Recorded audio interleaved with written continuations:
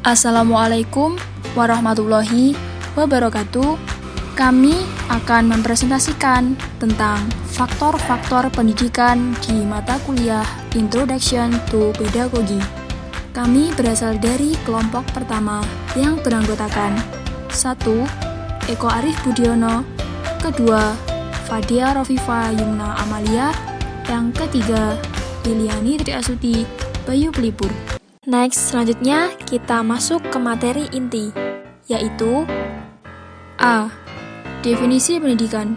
Pendidikan dalam arti luas adalah mengandung makna bahwa pendidikan tidak hanya berlangsung dalam satu lembaga pendidikan yang disebut sekolah, akan tetapi berlangsung dalam setiap ruang kehidupan manusia dan dalam seluruh sektor pembangunan. Hal ini dikutip oleh Mutia Harjo pada tahun 2002. Selanjutnya, pendidikan dalam arti sempit adalah pendidikan yang dibatasi pada fungsi tertentu.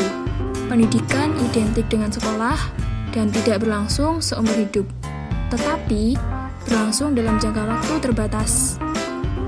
Selanjutnya, menurut Brubacher, pendidikan merupakan suatu proses timbal balik dari tiap pribadi manusia dalam penyesuaian dirinya dengan alam, teman, dan alam semesta. Next, menurut Profesor Ricci, pemeliharaan dan perbaikan kehidupan suatu masyarakat terutama membawa warga masyarakat yang baru atau generasi muda bagi penuaian kewajiban dan tanggung jawabnya di dalam masyarakat. Menurut Undang-Undang Nomor 20 Tahun 1989, pendidikan adalah sebuah usaha sadar untuk menyiapkan peserta didik melalui kegiatan bimbingan, pengajaran, dan pelatihan bagi peranannya di masa yang akan datang. Next, selanjutnya pengertian ilmu pendidikan. Menurut Profesor Dr. N. Triyarkara, pemikiran ilmiah tentang realitas yang disebut pendidikan, mendidik, dan dididik. Selanjutnya, menurut Profesor M. G. Langefield, ilmu pendidikan adalah pedagogi atau ilmu mendidik merupakan suatu ilmu yang bukan saja menelaah objeknya untuk mengetahui betapa keadaan atau hakiki objek itu, melainkan mempelajari pula betapa hendaknya bertindak. Selanjutnya, menurut Dr. Sutari Imam Bernadib, ilmu pendidikan mempelajari suasana dan proses-proses pendidikan. Selanjutnya, materi kedua yaitu faktor-faktor pendidikan.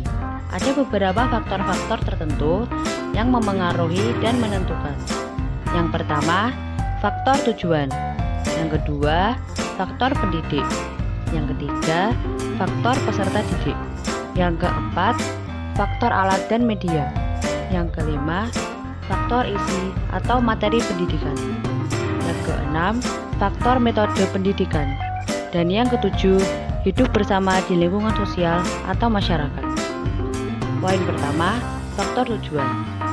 Faktor tujuan merupakan tujuan yang menjiwai pekerjaan mendidik dalam segala waktu dan keadaan, mencerdaskan kehidupan bangsa, dan mengembangkan manusia-manusia yang beriman dan bertakwa kepada Tuhan Yang Maha Esa dan memiliki keterampilan, kesehatan jasmani dan rohani, kepribadian mandiri, dan tanggung jawab. Poin kedua, yaitu faktor pendidik. Pendidik merupakan orang yang bertugas atau merencanakan dan melaksanakan proses pembelajaran, melakukan pelatihan dan bimbingan serta pengabdian dan penelitian kepada masyarakat. Selanjutnya, poin ketiga yaitu faktor peserta didik. Peserta didik adalah manusia yang belum dewasa merasa tergantung pada pendidiknya. Anak didik merasa bahwa ia memiliki kekurangan-kekurangan tertentu. Dia menyadari bahwa kemampuannya masih sangat terbatas dibandingkan kemampuan pendidiknya.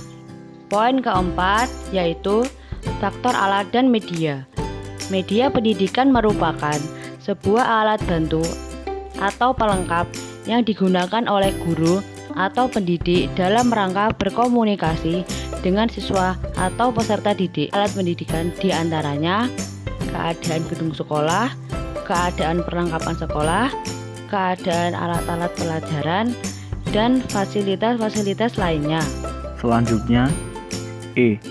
Faktor isi atau materi pendidikan meliputi nilai-nilai, keterampilan dan pengetahuan, humaniora, dan kewarganegaraan. Isi atau materi pendidikan ikut pula menentukan metode pendidikan yang akan digunakan. Materi yang diberikan harus sesuai dengan tujuan pendidikan yang mengandung nilai-nilai dan sesuai dengan pandangan hidup bangsa. F. Faktor metode pendidikan. Metode adalah seperangkat cara, jalan, dan teknik yang dipakai oleh guru dalam proses belajar mengajar agar siswa mencapai tujuan pembelajaran dirumuskan dalam kurikulum, silabus, dan mata pelajaran ke arah tujuan yang hendak dicapai. Dari pengertian di atas kita dapat menyimpulkan bahwa faktor di atas maka dapat menjadi acuan untuk mensukseskan pendidikan ke depannya. G. Faktor lingkungan. Pada dasarnya lingkungan mencakup tempat atau lingkungan fisik, keadaan tanah, keadaan alam, pandangan hidup, keadaan iklim, keagamaan, kelompok hidup bersama seperti keluarga, teman bermain, perkumpulan, dan desa. Sekian presentasi dari kelompok kami. Wassalamualaikum warahmatullahi wabarakatuh.